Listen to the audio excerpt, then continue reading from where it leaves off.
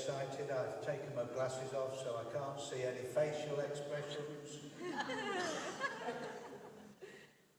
You know, Friday night we had a small service in the chapel, and for me it was one of the most overwhelming services that I'd had for some time. I found myself in the presence of Jesus. It was so powerful. In fact, I think we all felt it, really. It was absolutely amazing. But you know, and I came away from that feeling that there was nothing more important than the death of Christ. I didn't want to move, I didn't want to go home, I didn't want to turn the TV on, I didn't want to do it. It all seemed trivia in comparison to the suffering Christ. But Easter doesn't leave Jesus on the cross. He was taken down and buried and put in a tomb, and a stone cold seal was put upon it, and we know that the story continues, and that Jesus on the third day rose from the dead.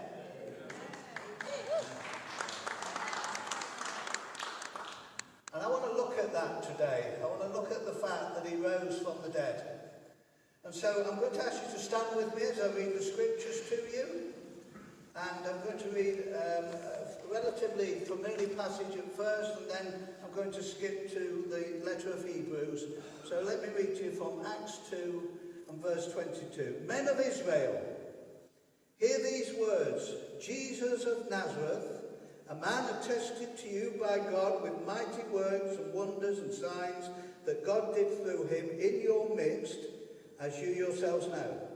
This Jesus delivered up according to the definite plan and the foreknowledge of God, you crucified and killed by the hands of lawless men.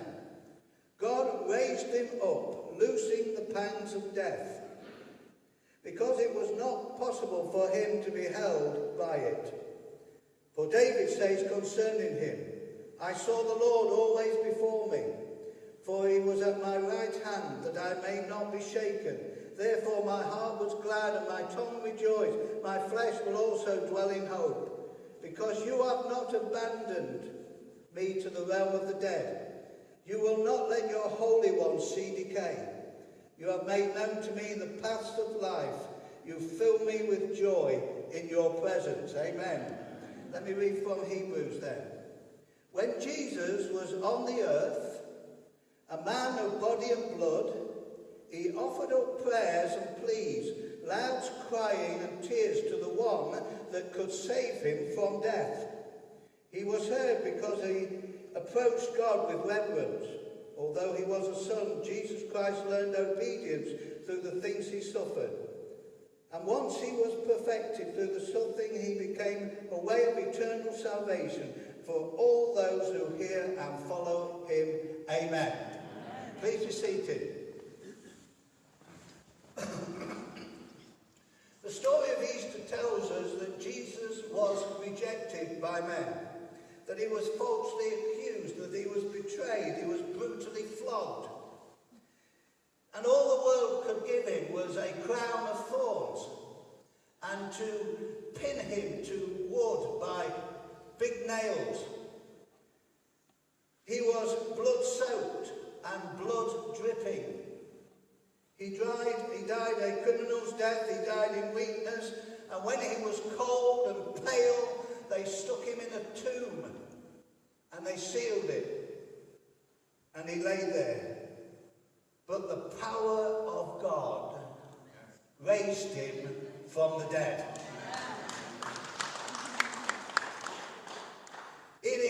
God's power infused him with new life, resurrection life. Why? Why did he do that? Why did God raise him from the dead? Because Jesus prayed that he would. Humanity put him down, but he got back up again. Humanity killed him, but he came to life again. Humanity rejected him, but he opens his arms to us, saying, all are welcome.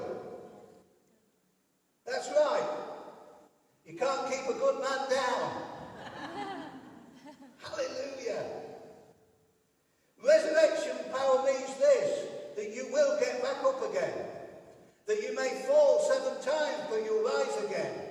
Resurrection power means that you will get up from those accusations that put you down. And the more you know him, and the more you unite to him, the more his power lives and flows in you. And brings you out of the darkness and puts you back on your feet. Can I hear amen? Amen. You know, I believe that, well, I don't believe, the scriptures tell us that he put his faith in Father God and he prayed prayers. And he believed that the scriptures that spoke about him would come true. And not only did he believe that, he prayed that they would come true. It's text like this: after he has suffered, he will see the light of life and be satisfied. Faith is like a switch, you know. Faith isn't the power. Faith isn't the power. Faith is the thing that connects you to the power. And God, Jesus had faith in God and the scriptures. And when he had faith in that, it connected him to the power that would raise him from the dead. Now, you know, I fear that some Christians, nobody in here I may add, I believe that some Christians often fall into the idea that the closer you get to God, the closer your walk with God is, that the less you will suffer pain and loss. Some believe that, you know, that you won't feel heartache, you won't feel the pain. And that is, I think, because they've misinterpreted the happy Christian. They have assumed that they are happy and joyful because they've got no suffering in their lives, because they've got nothing to battle through, because they haven't had pain in their life. I want to tell you something. Some of these guys and some of us have walked through hell, through the burning of fire, and we come out still smelling sweet, not smelling of smoke. You know, some people go through difficulties and they stink of smoke, and they let you know how hard their life is. Anyway, can I take a closer look at this verse or two from Hebrews? I want to point out something today that you may not have understood and you may not have seen before. You may, of course, but you may not have. That God's resurrection power can work in you. And it can work in me.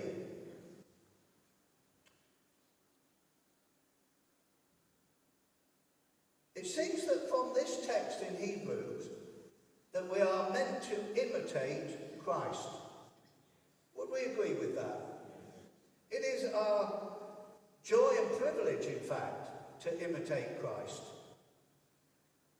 And that's good news, because resurrection power can be available. Let me read to you again the text from Hebrews. When Jesus was on earth, a man of body and blood, he offered up prayers and pleas, loud crying and tears to the one that could save him from death. He was heard because of his approach to God, because he approached God with reverence. I want you to notice something. Jesus was a real man. History proves he was a real man. The idea that there was no Jesus is absolute nonsense. Nonsense. He was the most influential man that has ever lived. And what's more, it's still affecting us today.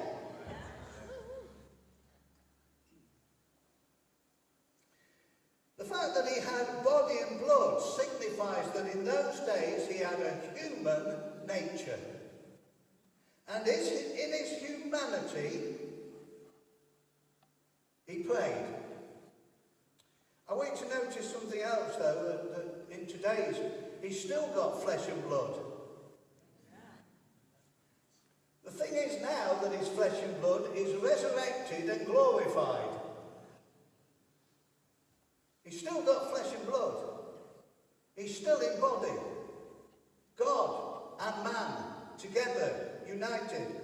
But look here, let's just have a look at these words. The word prayers, contextually, is about personal prayers. It wasn't that he was praying for everybody else. Now, he did pray for others. He said, Father, I pray for those, and I pray for those, and I pray for these.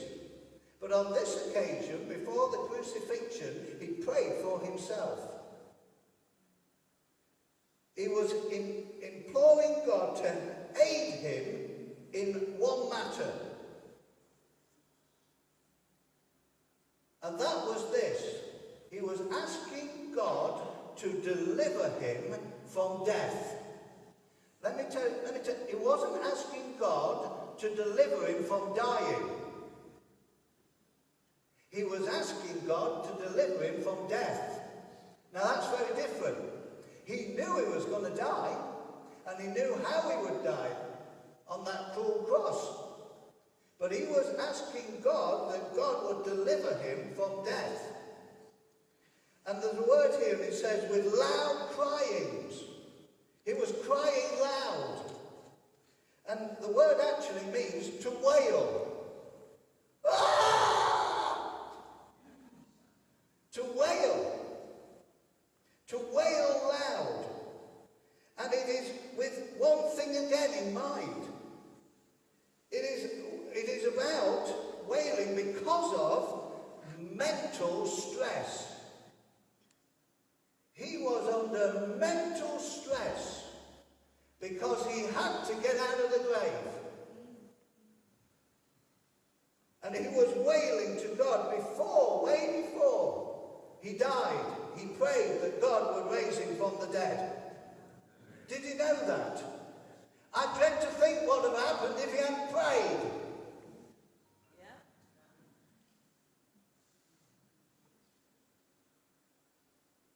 Tears, the word tears is actually not plural, it's singular in the Greek. And it means single purpose. It means for a single purpose. Again, with wailing, prayers for a single purpose. He prayed for deliverance, that he would rise again. You know, Jesus offered up his life to the cross, that he would die for mankind, but he prayed that God would deliver him from the dead. And this is a kind of a fervent. I want to tell you something. My message is called today, Holy Caution and Resurrection. Holy fear, if you like, in another word, but it means caution. Holy caution and resurrection. It was out of holy caution that Jesus prayed he would rise from the dead. He did not take God for granted. He didn't even take the scriptures about him for granted. He did not presume that this thing would happen. Some of us think that Jesus just walked about all day long, just knowing that one day he would jump out of the grave. I want to tell you something. Jesus went through mental stress and prayed that God would raise him from the dead. Oh my.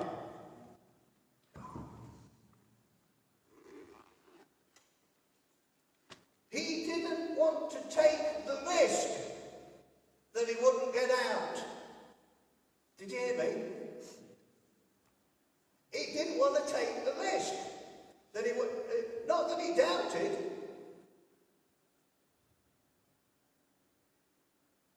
He didn't just presume it. He didn't presume on God, but with holy caution prayed. You know, we often think that the man Jesus had just so much confidence in God. don't we? Oh, it's just confidence in God. I want you to know something, that Jesus felt some of the pain we feel. The mental anguish, the pain of loss, the pain of this, the pain of that. Why? So he could become our high priest, who could sympathize with our weaknesses. He felt what we feel. He walked how we've walked. He knows how it feels to be human, and totally human, having laid aside his majesty. We think that somehow Jesus had this carefree life of skipping about the countryside. Who shall I raise from the dead today? Who needs healing today? We somehow think that it just happened, that there wasn't a price to pay. We think that God can bring us revival as though there's no price to pay. That it doesn't cost something. It cost Jesus something. And we know that he prayed. Some nights he spent all night in prayer. He prayed before he chose his disciples.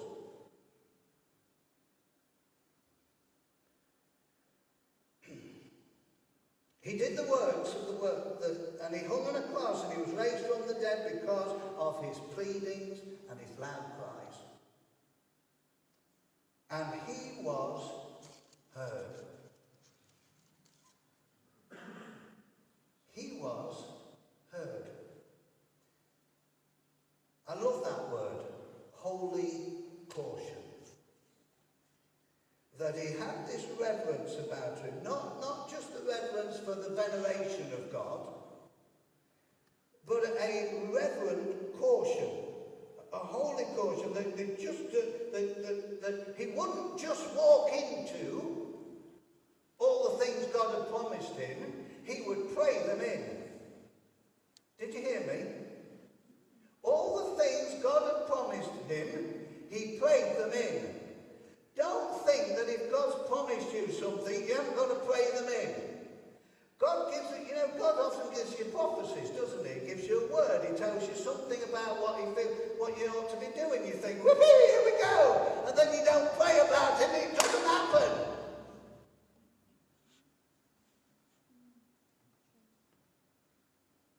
You have not. Because you ask not. Because you ask not. Jesus would have had not, had he not asked. Holy caution.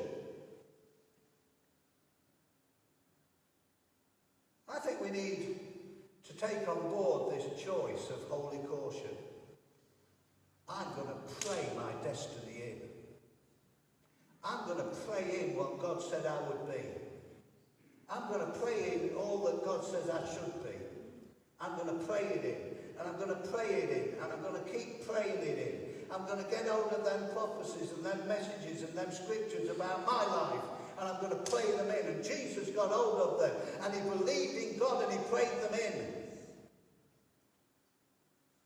Oh boy, eh? What a good job he prayed.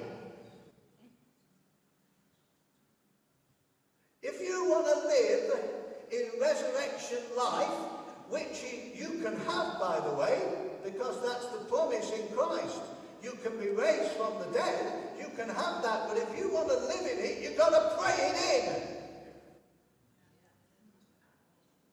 Don't assume it. Don't assume you can just have everything. We live in a day and age of I can have what I want.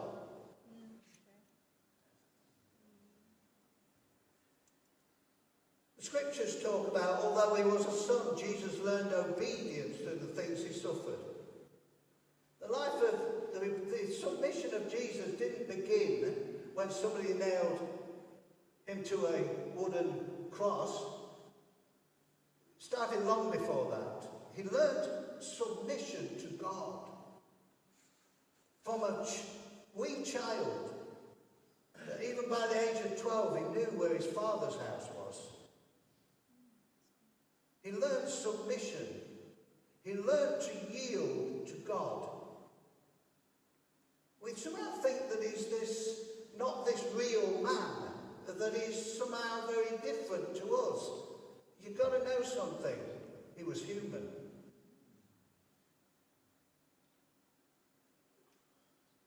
He said this, just as the Father knows me and I know the Father, I lay down my life for the sheep. For this reason the Father loves me, because I lay down my life, that is submission, that I might take it back up again. If anybody wants to say it, thank you, Ken. I heard that, amen. God has a purpose and plan for each of us, and I want to walk in that purpose. I want to tell you something. If you want to walk in that purpose, pray it in. Pray it in. Pray it in. Have a holy caution about yourself. Jesus had it. Do you want to imitate Christ?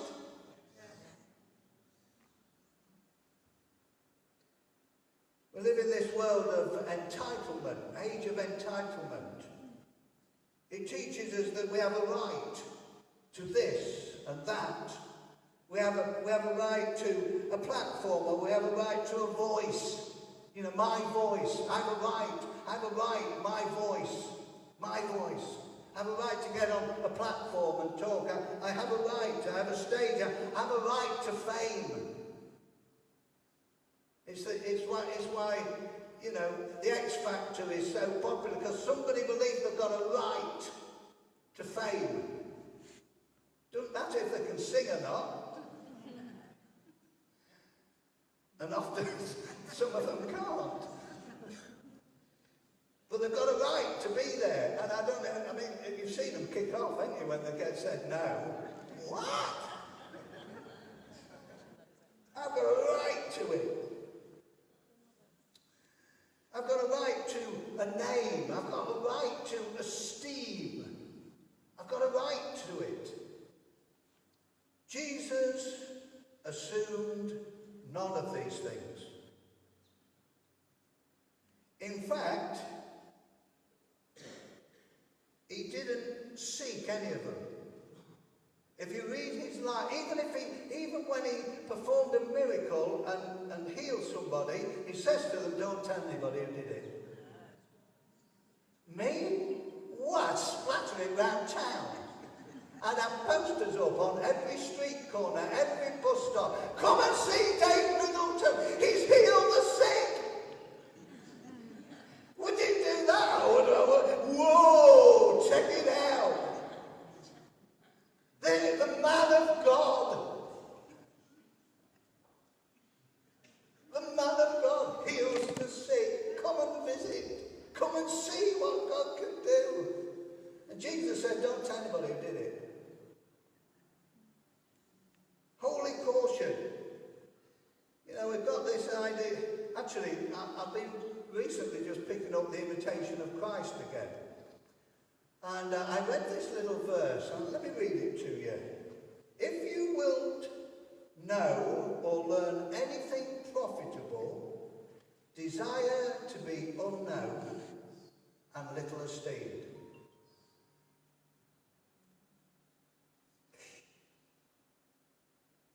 Desire to be unknown. There's something about the ego of men and women that wants to get a name for themselves, or wants to be known somehow, especially if you're in my kind of position. You know? But we have got to resist that thinking. At times that are daunting, even terrifying, times of struggle and hardship, don't just assume and answer, pray. The greatest challenge for Jesus wasn't walking on water. The greatest challenge for Jesus wasn't even dying on a cross. The greatest challenge for Jesus was that he would get up out of the grave. Because nobody ever does that. It is the magnitude of the thought that is put across that Jesus rose from the dead is absolutely massive, because the scientific mind, for all its value, cannot get to grasp with the fact that this man decided to get out of the grave and prayed he would. The magnitude, I don't know if you've ever thought about this, the idea that you will die and then you say to yourself, I'm going to get out of the grave, and you do, that is immense without measure. It is phenomenal that God, a man, Jesus, should die and then be raised from the dead. No wonder there's problems with Christianity. How can a world out there believe that somebody can be raised from the dead? It's staggering. But you've heard me say it before, I want to tell you something. Listen to me. History has documented that at least 500 people saw Jesus Christ after he was dead. He walked on the earth again. 500 people saw him.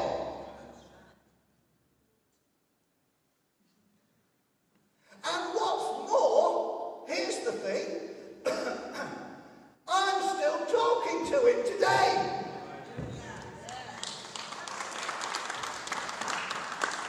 You say, prove to me that he's alive. I don't have to prove anything. You've got to prove to me he's dead. Because there's 500 witnesses says he is alive. You know, people will be jailed for the reason of just 2 witnesses saw a man do that. 500 saw him. It's phenomenal. It rocks the natural mind that this man believed God and prayed that God would raise him from the dead. He entered the grave, he entered death, believing God would raise him from the dead because he prayed he would. Hallelujah. Can somebody say hallelujah?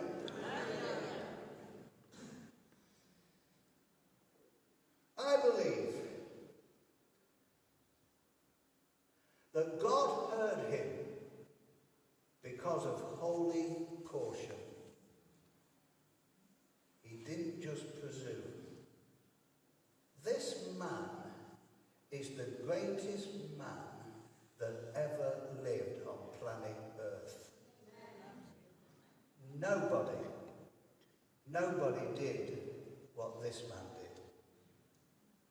He got out the other side of the bed.